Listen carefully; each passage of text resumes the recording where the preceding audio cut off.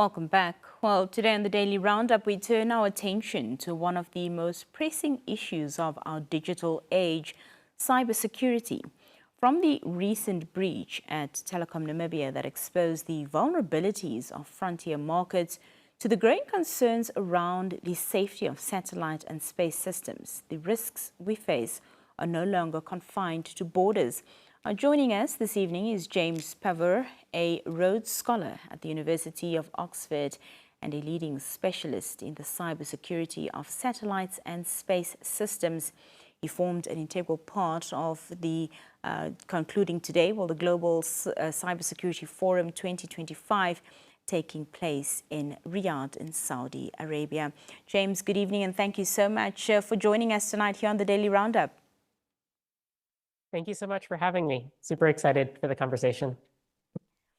Well, James, to start our conversation, the GCF's 2025 theme is scaling cohesive advancement in cyberspace. Now, from your perspective, how does this theme really resonate with the challenges we're seeing across both terrestrial and space-based digital infrastructures?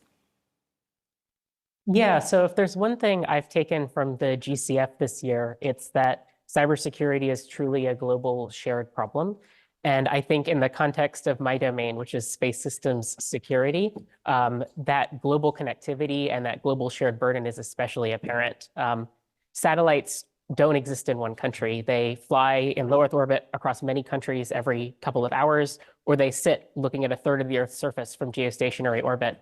And so when we think about securing these systems, it's a shared burden. Every country relies on this infrastructure, and every country can benefit from having it be more secure. Well, James, I trust that you're familiar with the Telecom Namibia breach. And, that really showed how frontier markets are increasingly prime targets for cybercrime.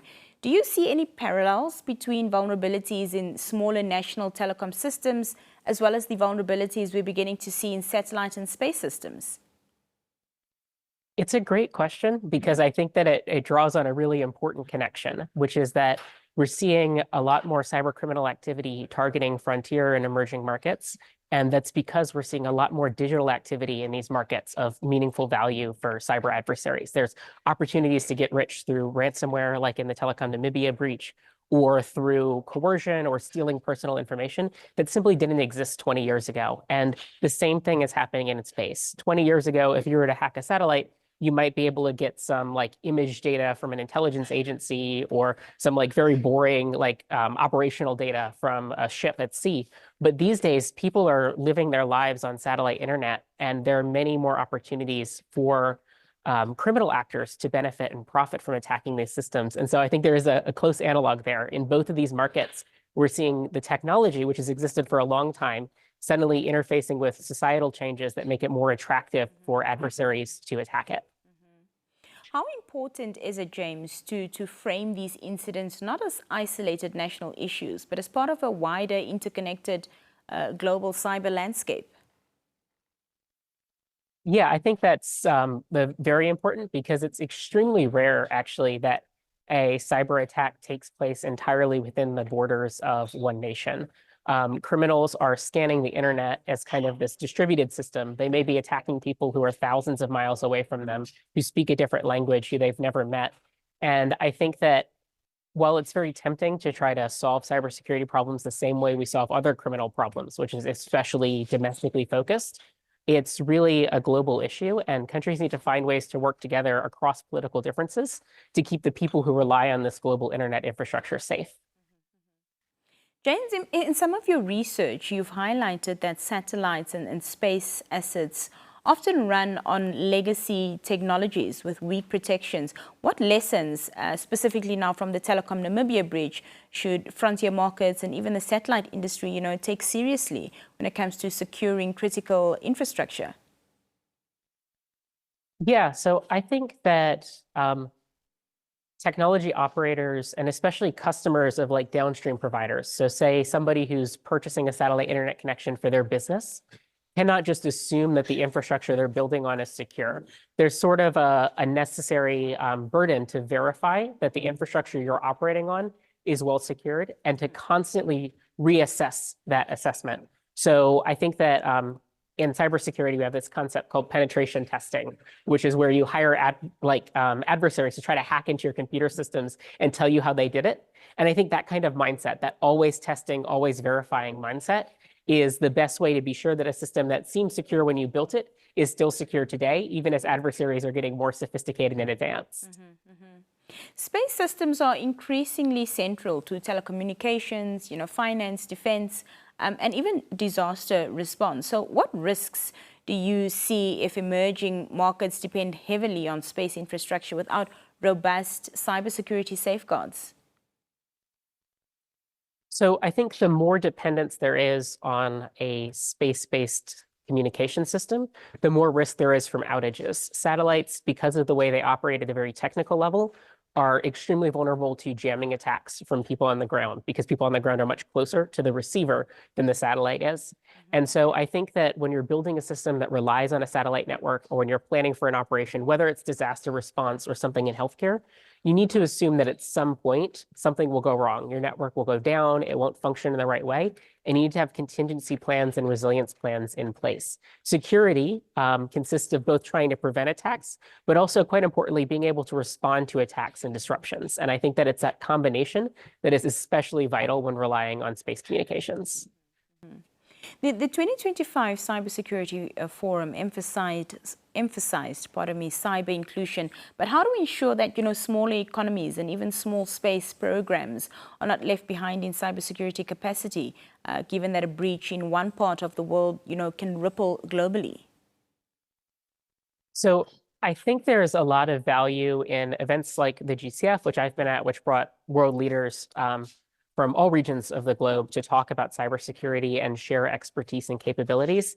I think there's also quite a lot of benefit in regional organizations. I was really excited to see this year the African Space Agency, which consists of, I think, like 55 different African nations who are working together to build a space program, as kind of that infrastructure of kind of building up the capabilities of individuals into something that's more than the sum of its parts. And I think that's probably the way, especially for smaller space programs and smaller economies, to be able to play at a significant scale, is to rely on their friends and to work together with others. James, in your opinion, what role does education, skills development and knowledge sharing really play when it comes to bridging the gap between advanced cyber powers and frontier markets? I think that cybersecurity skills, while they seem like they're incredibly arcane and they require you to be super smart to learn, are actually quite easy to come by. If you're passionate about technology and you're passionate about computers, there are so many resources available to learn about hacking, to learn about cybersecurity. And so I think that part of filling the skills gap is cultivating that curiosity for how computers work, how these systems are built, building government programs or relying on aid and information sharing networks to help train the next generation of cyber defenders and cultivate a passion for cybersecurity. I think that if someone wants to get into cybersecurity today, they should form a capture the flag team, which is like a kind of cybersecurity competition that we do in the industry, where you get together with your friends and you try to hack into a couple of computer systems and you learn the tricks of the trade and the way that attackers think about these systems, and it makes you a better defender. And I think that there's a lot of opportunities to educate people in cybersecurity, and it's such a fun field, especially when we think about it in space, that it should be really easy to make it more appealing to kids today who are trying to figure out what they want to do with their lives. Yeah. Well, as we move into an era of AI-driven attacks and quantum vulnerabilities and increasing dependence on space infrastructure, what are the top priority, James, that the global community should set to secure cyberspace? I think that the most important thing for any actor who's relying on cyberspace is that there's kind of this relationship between security and, I guess I would say, like, sovereignty. There's this need to be able to verify your security systems without having to rely on someone else. So that means, I think, most tangibly implementing encryption in infrastructure that you control. So end-to-end encryption, so that it doesn't matter whose network you're sending traffic on or how you're sending it. If you control the encryption keys, the things that take your data and make it secret so someone else can't read it, you have much, much stronger guarantees on cybersecurity. The second thing that I would say pairs with that builds on the resilience concept, and that's being able to know when you've been attacked and have a plan for reacting to it. Most organizations will eventually fall victim to a cyber attack of some sort.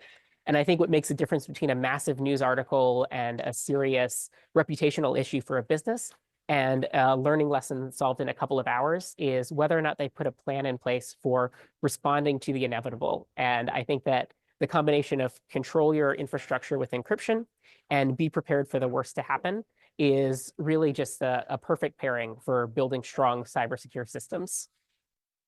Well, just lastly, James, before we let you go, talk to us about what were some of the key highlights from the GCF 2025 for you that you believe could make a tangible difference in protecting both frontier markets like Namibia and advanced sectors such as satellite systems.